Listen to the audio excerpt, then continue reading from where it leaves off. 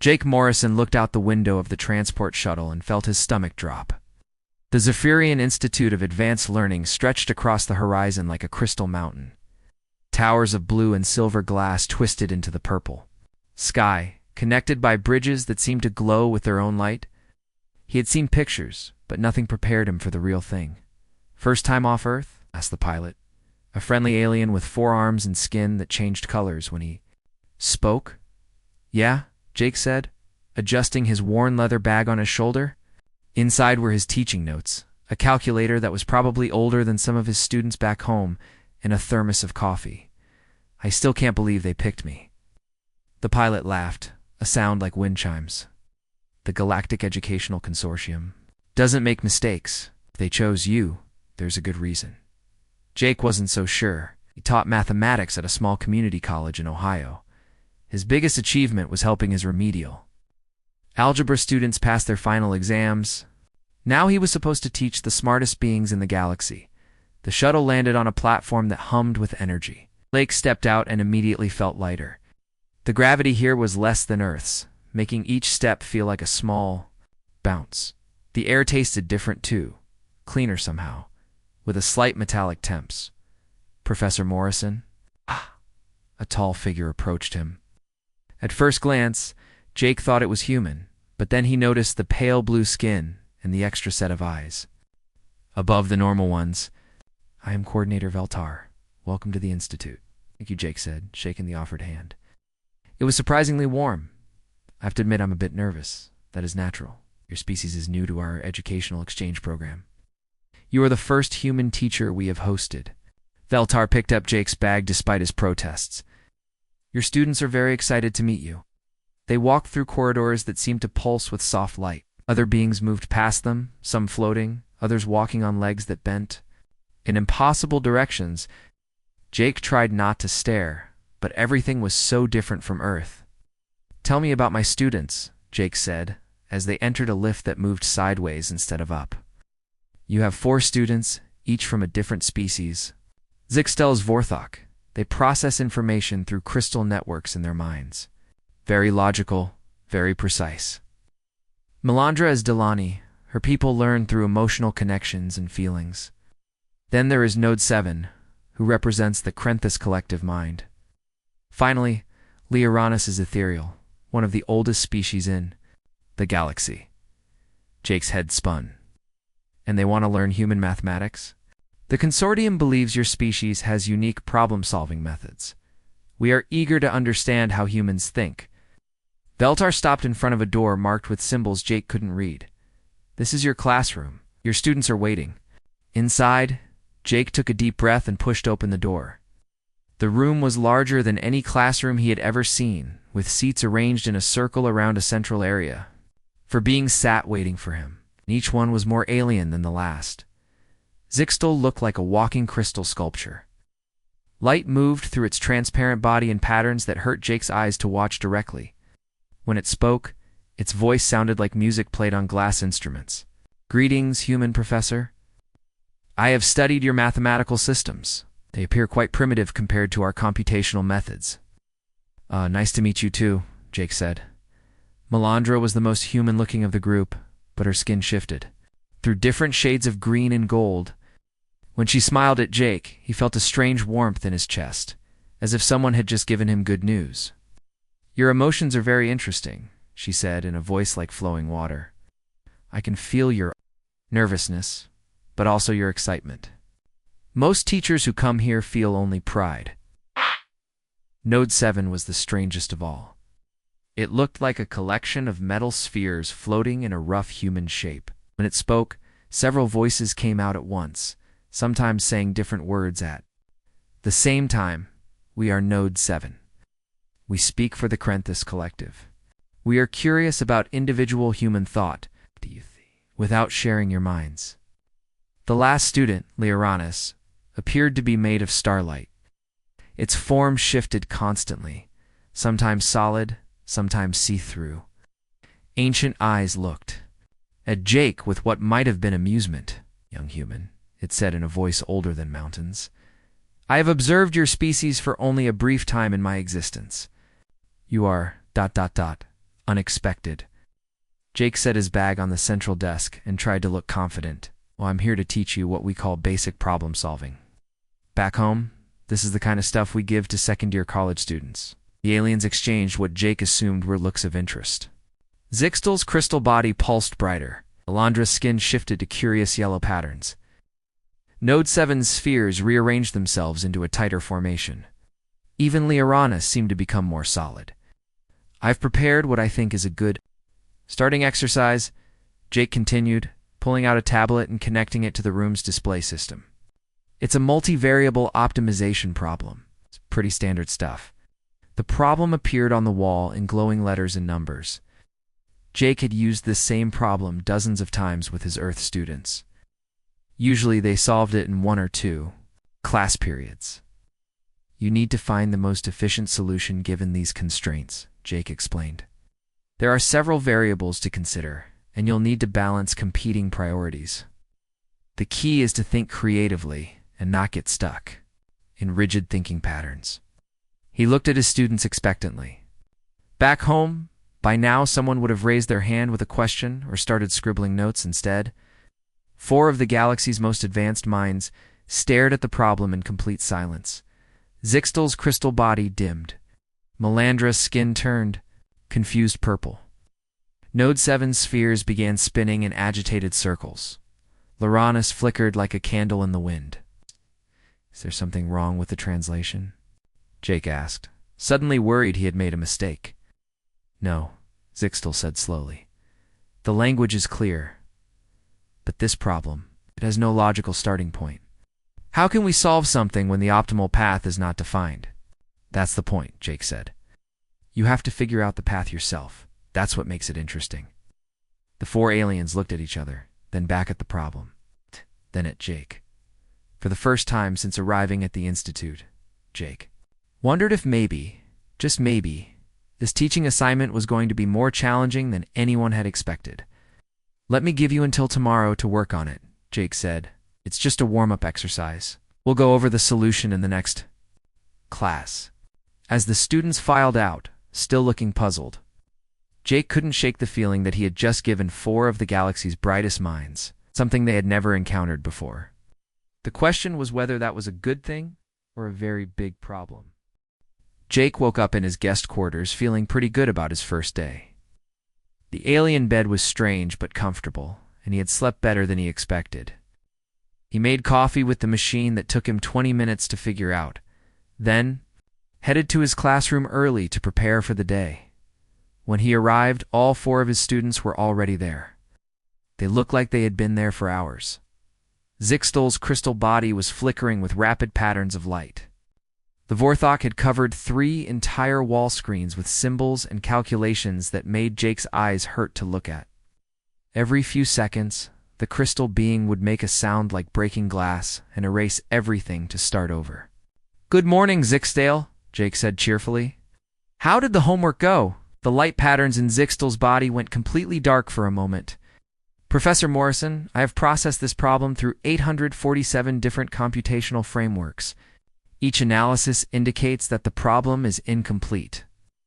There are too many variables with undefined parameters. A logical solution cannot exist. Jake blinked. What do you mean incomplete? The problem asks for optimization without defining the optimization criteria.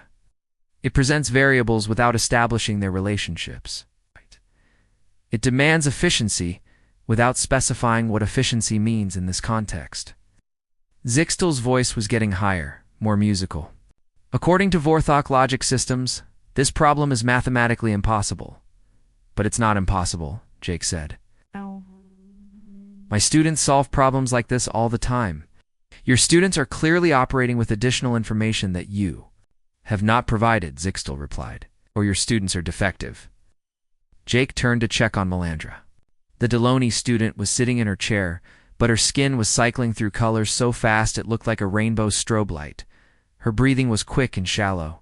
Melandra, are you okay? This problem, she said, her voice shaking. It feels wrong. When I attempt to engage with it, I experience discord, confusion, fear. There is no emotional pathway to the solution. How can your species solve problems without feeling the correct path? Jake sat down next to her. What do you mean feel the path? All learning among my people involves emotional resonance. You feel when an answer is correct. It creates harmony in our minds. But this problem creates only chaos. Static. I cannot find any emotional connection to the mathematics. Her skin was now flashing red and orange in distress patterns. Perhaps human mathematics is incompatible with Delony consciousness. Jake looked over at Note 7. The collection of floating spheres was arranged in a tight cluster, spinning slowly. Occasionally, one sphere would break away from the group, orbit around the problem display, then return to the collective. Node 7, how are you doing with the assignment? The spheres stopped spinning. When Node 7 spoke, the voices sounded confused and frustrated. We are experiencing difficulty. The collective cannot process this problem because it requires individual decision-making. The Krenthis have never encountered a problem that cannot be solved through shared consciousness. What do you mean? When we attempt to solve this problem as a collective, we find that every member of the hive has a different interpretation of the optimal solution. This creates conflict in the shared mind. We cannot reach consensus because the problem itself seems to demand personal choice rather than collective wisdom. One of the spheres detached and floated closer to Jake. We have never experienced individual thought before. The problem seems to require us to think alone, but we do not know how to think without the collective. It is like asking us to breathe without air. Finally, Jake approached Loranes.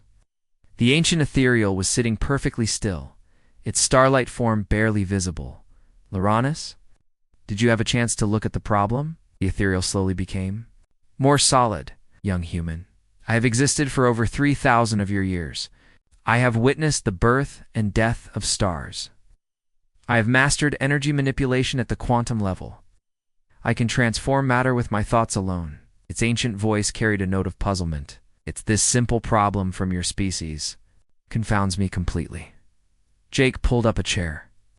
Can you tell me why? Among the ethereal knowledge comes through direct consciousness interface with the universe. We understand by becoming one with the information. But your problem requires something we have never developed, the ability to work with uncertainty and incomplete data. Leoranis gestured toward the problem display. This requires guessing, making assumptions, proceeding without complete information. These concepts are foreign to us. We have spent millennia learning to perceive absolute truth through energy consciousness. We have never learned to think with partial knowledge. Jake stared at his 4 students. Each one represented a species that was supposedly far more advanced than humans. They had technologies and abilities that humans could barely imagine. Yet, they were all struggling with something he considered basic. Let me ask you all something, Jake said. When you have a problem to solve, what do you do first? Zixtel's lights pulsed. We input all available data into our computational matrix and calculate the optimal logical pathway. We feel for the emotional resonance that will guide us to harmony, Melandra added. We share the problem with the collective consciousness and process it through a billion minds, Node 7 said. We merge our consciousness with the fundamental forces of the universe to perceive the truth directly, Loranes concluded. Jake nodded slowly. Okay, I think I'm starting to understand the problem. You're all trying to solve this problem the way your species normally solves problems. But human problems often can't be solved that way. What do you mean? Zixtel asked. Well, when humans face a problem like this, we don't expect to have all the information. We don't wait for perfect data or absolute certainty. We make educated guesses. We try different approaches. We use our intuition to fill in the gaps. The 4 aliens looked at each other with what Jake was beginning to recognize as confusion. But how can you solve a problem without complete information? Melandra asked. How can you proceed without logical certainty? Zixtel added. How can individual minds succeed where collective wisdom fails? Note 7 wondered. How can imperfect knowledge lead to correct answers? Loranes finished. Jake looked at their puzzled faces and realized he was going to have to teach them something much more fundamental than mathematics. He was going to have to teach them how to think like humans. Okay, he said, rolling up his sleeves. Let's start with something even more basic. Let me teach you about something we call common sense. The four advanced aliens leaned forward eagerly, ready to learn about this mysterious human concept that seemed to make the impossible possible. Jake stood in front of his confused alien students and tried to figure out where to begin. Teaching common sense to beings who could manipulate matter and share collective consciousness felt like trying to explain water to fish. All right, he said, putting the original math problem aside. Let's try something different. I'm going to give you a very simple scenario, and I want you to tell me what you would do. He drew a simple picture on the display screen, which showed a stick figure standing in front of two doors. One door had a sign that said, "Danger, do not enter." The other door had no sign at all. You need to go through one of these doors.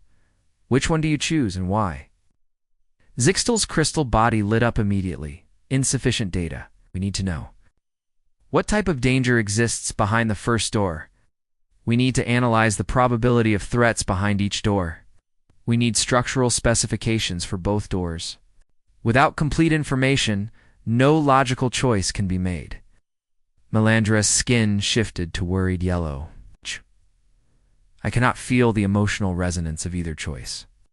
The drawing has no emotional context. How can I choose without knowing the feelings associated with each option? Node 7's spheres spun in agitated circles. The collective requires more information. We must know the purpose of the journey, the nature of the dangers, the construction materials of the doors, the qualifications of whoever posted the warning sign. Loranas flickered thoughtfully. To make an informed decision, I would need to merge my consciousness with both doors, analyze their molecular structure, and perceive the quantum possibilities of each path through energy meditation. Jake stared at them. You would choose the door without the warning sign, right? Because the other one literally says danger on it? The four aliens looked at him like he had said something impossible. But human Professor Zixtal said, that is not logical. The sign could be inaccurate. It could be a deception. It could be outdated. Without verifying the accuracy of the warning, we cannot use it as a basis for decision-making. What if the sign is telling the truth? Jake asked. What if it is not? Zixtal replied. What if the unmarked door is actually more dangerous and someone removed its warning sign? What if this is a test, and the correct choice is to ignore obvious warnings? Jake rubbed his forehead. He was getting a headache. Okay, let me try to explain this differently. Humans use something called pattern recognition. You've learned that. Signs saying danger usually mean there's actually danger. So we avoid those things. But that is just guessing, Melandra said. How can you make important decisions based on guesses? It's not just guessing. It's educated guessing. We use past experience to make predictions about new situations. Jake tried a different approach. He drew another picture, a simple scene. With dark clouds in the sky, look at this picture. What do you think is going to happen next? Without atmospheric pressure readings, humidity measurements, and wind speed data, we cannot predict weather patterns, Zixtal said immediately. Need to feel the emotional state of the clouds to understand their intentions, Melandra added. We require collective data from all weather monitoring stations in the area, Node 7 said. I must commune with the atmospheric energy patterns, Loranas concluded. It's going to rain, Jake said simply. Dark clouds usually mean rain. Aliens looked shocked. You can predict weather by visual observation alone, Zixtal asked. Sometimes? Not always, but often enough that it's useful. Humans learn to recognize patterns and make reasonable guesses about what might happen next. Jake spent the next hour trying to explain human intuition. He told them about gut feelings, the way humans sometimes just knew something was right or wrong without being able to explain why. He talked about hunches, about reading between the lines, about making educated guesses when perfect information wasn't available. The aliens listened with growing amazement and confusion. Your species operates with incomplete data as a normal condition, Loranas asked. Pretty much, Jake said. We almost never have complete information about anything. Oh. So we've gotten really good at working with partial knowledge. But how do you know if your guesses are correct? Melandra asked. Don't. Not at first. We make a guess. Try it out. See what happens. then adjust our understanding based on the results. We call it trial and error. You intentionally make errors?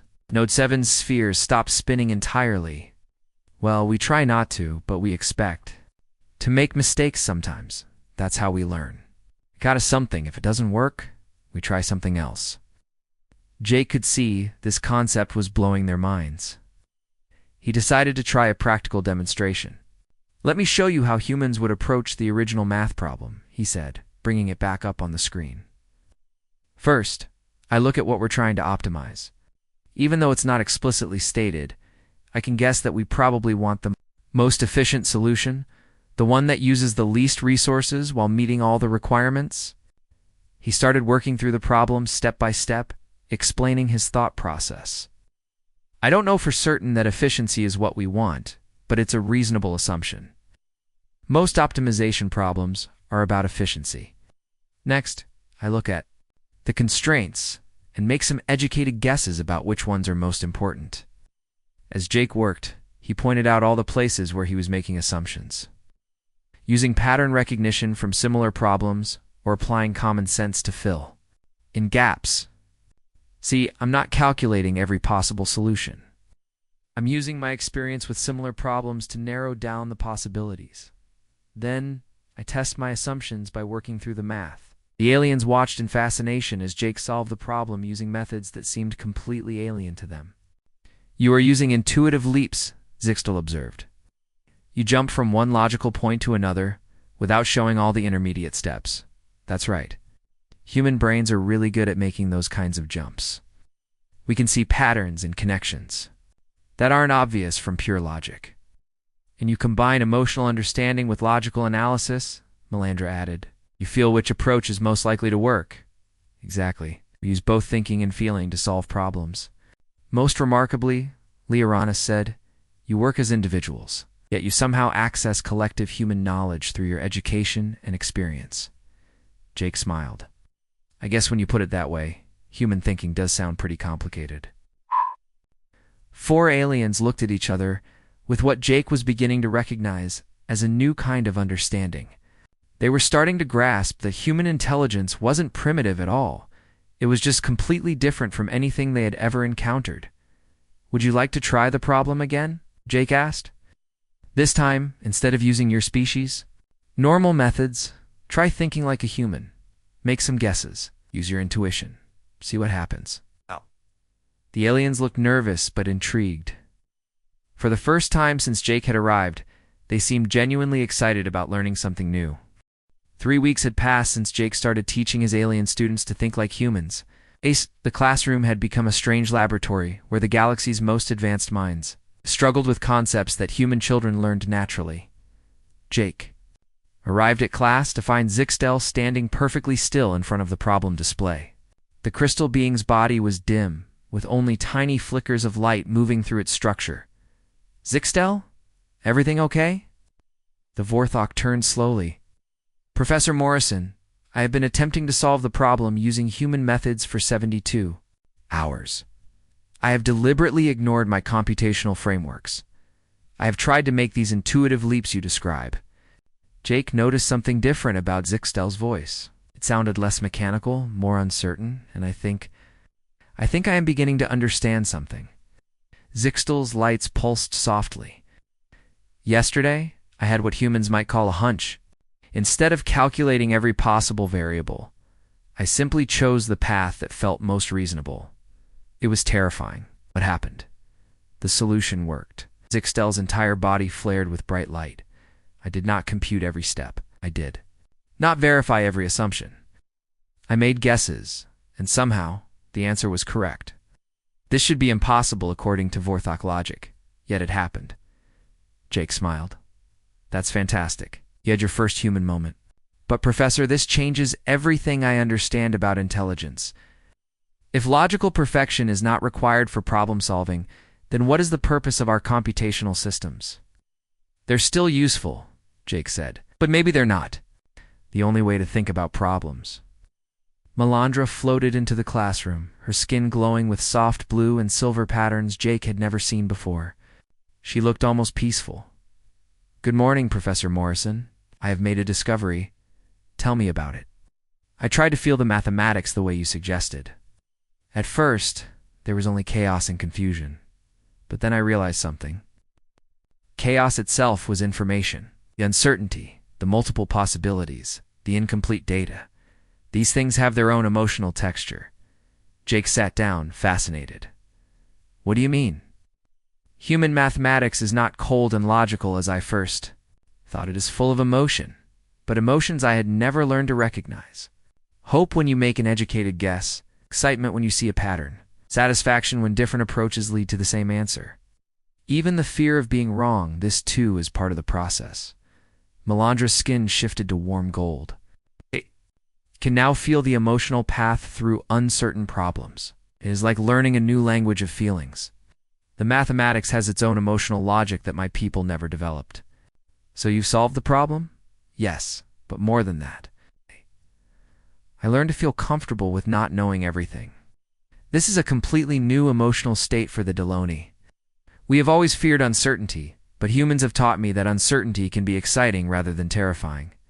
Node 7 entered the classroom, but something was different. Instead of the usual tight cluster of spheres, the metal balls were spread out in a loose formation. One sphere was even orbiting the room by itself. Node 7, you look ... different. We are experiencing something unprecedented, the collective voice said, but Jake noticed it sounded less unified than before. We have been practicing individual thought as you suggested. It is the most difficult thing the Krenthis have ever attempted. The lone sphere drifted closer to Jake. When it spoke, the voice was different, still mechanical, but somehow more personal. I am the sphere you might call number 3. For the first time in my existence, I am thinking thoughts that are not shared with the collective. It is lonely, but also ... liberating. The other spheres shifted position. We have discovered that the problem can only be solved through individual insight.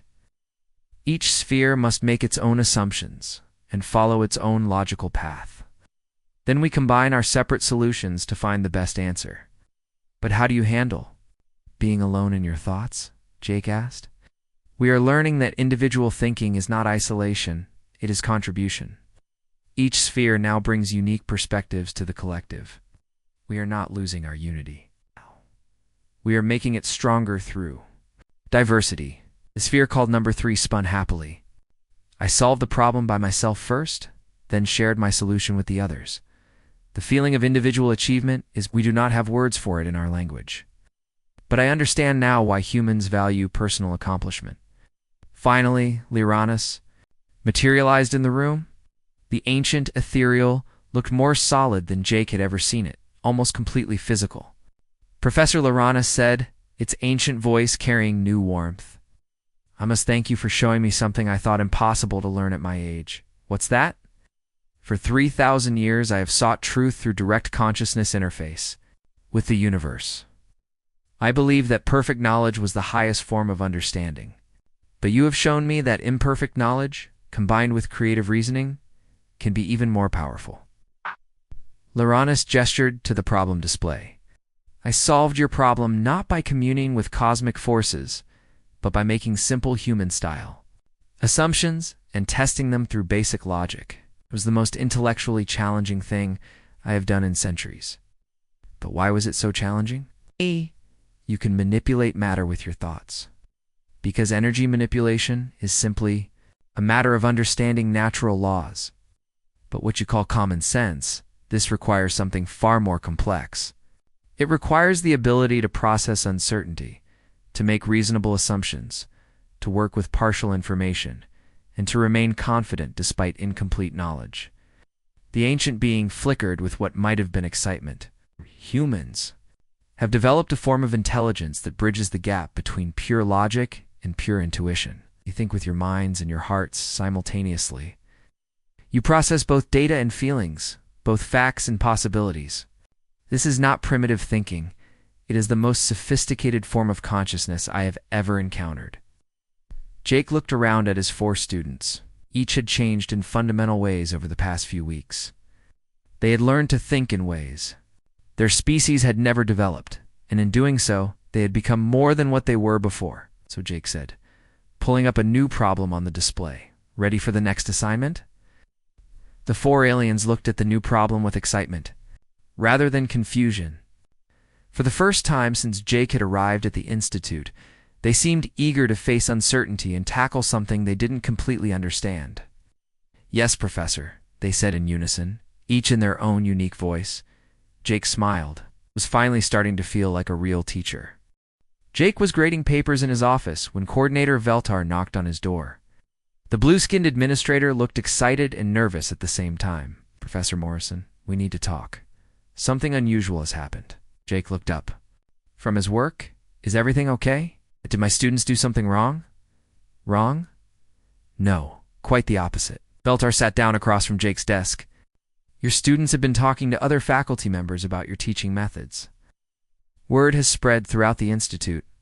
Other professors are requesting to audit your classes." "Why?" "I'm just teaching basic math." Veltar's four eyes blinked. In sequence, "Professor, I don't think you understand what you've accomplished. Your students aren't just learning mathematics. They're learning an entirely new way of thinking."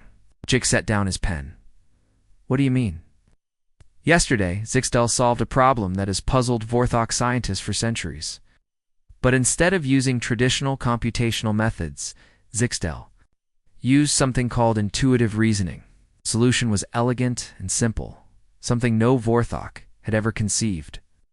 Beltar pulled out a tablet and showed Jake some data. "Melandra has been teaching other Delani students how to process uncertainty through emotional intelligence. She's calling it comfort with chaos. It's revolutionizing how our species approaches learning, and Node 7 has taught its collective how to think individually while remaining connected. The Krenthis are experiencing their first technological breakthrough in over 1,000 years because they can now process problems from multiple individual perspectives simultaneously." Veltar scrolled through more information. "For Lyranis, the Ancient One has been sharing what it calls practical wisdom with other ethereal. They're amazed that someone who has lived for millennia is still learning new ways to think." Jake felt confused. "But I haven't taught them anything special. This is just normal human problem solving."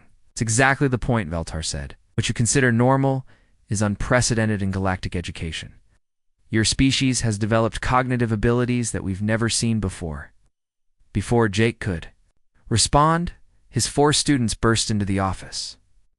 Behind them came a group of beings Jake didn't recognize. Officials, wearing elaborate robes covered in symbols from different worlds.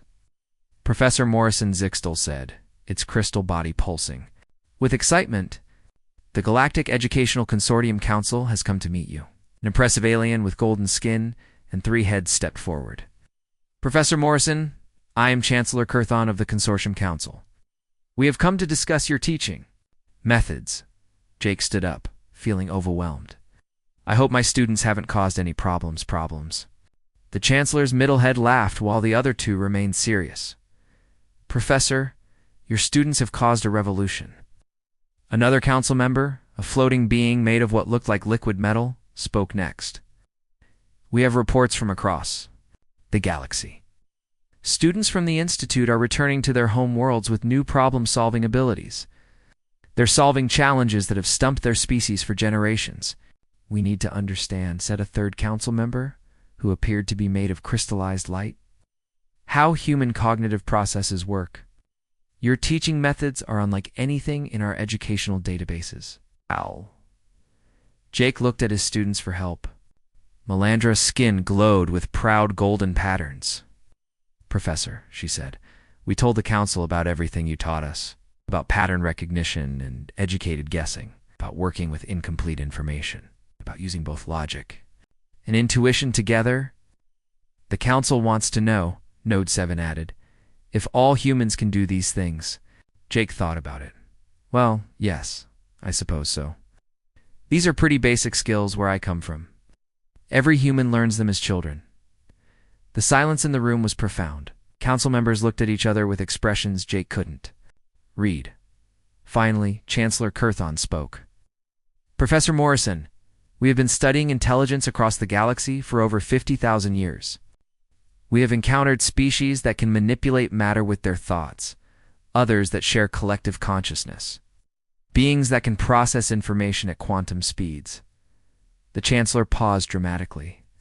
But we have never encountered a species that combines logical reasoning, emotional intelligence, pattern recognition, and creative intuition into a single, unified cognitive system. What you call basic human thinking represents the most advanced form of intelligence we have ever discovered? Jake blinked. Really? Your species doesn't just think, the Liquid Metal Council member explained. You think about thinking. You use multiple types of intelligence simultaneously. You can work effectively with uncertainty, make reasonable assumptions, and adapt your thinking methods to different problems. The crystallized light being added, most species develop one primary form of intelligence and perfect it. Humans have developed a hybrid intelligence that combines the best aspects of multiple thinking systems. Loranus flickered into solidity beside Jake. What they're trying to tell you, young human, is that your species has achieved something. The rest of the galaxy has been attempting for millennia, true adaptive intelligence. Chancellor Kurthon stepped closer to Jake. Professor Morrison, the Galactic Educational Consortium would like to make you an offer. We want Earth to become the center of a new educational initiative. You want to learn from humans, not just teach them. You want humans to teach aliens. We want humans to teach the galaxy how to think, the Chancellor said. Your problem-solving methods could help every species overcome challenges they've faced for thousands of years. Jake looked around the room at all the expectant faces. I'm just a community college math teacher from Ohio. Exactly, Zixtel said. You represent the normal human cognitive abilities. If a basic human educator can revolutionize galactic thinking, imagine what your species' greatest minds could accomplish. The council presented Jake with an ornate medal that seemed to be made of crystallized starlight. Professor Morrison, on behalf of the Galactic Educational Consortium, we present you with the Medal of Cognitive Advancement for your contributions to universal intelligence. Jake held the medal, still feeling bewildered. What does this mean? Melandra said with warm satisfaction radiating from her skin that your homework assignment changed everything. It means, added Node 7, that what humans call beginner-level thinking is actually master-level intelligence. It means, concluded Loranus, that your species has been teaching advanced cognitive techniques without even realizing it. Chancellor Kurthon smiled with all three heads. Professor Morrison, would you be willing to help us establish human cognitive studies programs throughout the galaxy? Jake looked at his 4 students who had become so much more than they were. When he first met them, thought about all the humans back on Earth who solved problems every day using the same simple methods he had taught here.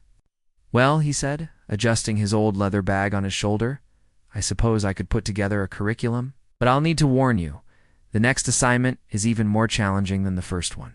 The aliens in the room looked at each other. With excitement and anticipation, they were ready to learn whatever impossible human wisdom Jake Morrison had to teach them next. After all, they had already discovered that human beginner-level homework was the most advanced education in the galaxy.